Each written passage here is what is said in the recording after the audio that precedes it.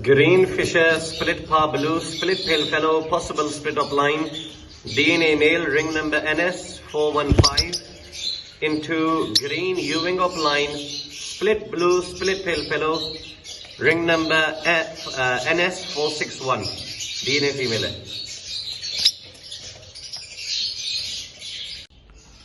Violet Ewing fishery, split pale fellow, DNA male, ring number 179 into green fisher, split par blue, split pale fellow, DNA female, ring number NS 463.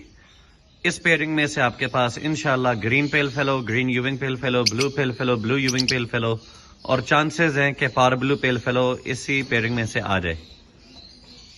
और बाकी जितने भी black आई birds होंगे वो सब के सब पॉसिबल स्प्लिट पेल फेलो होंगे.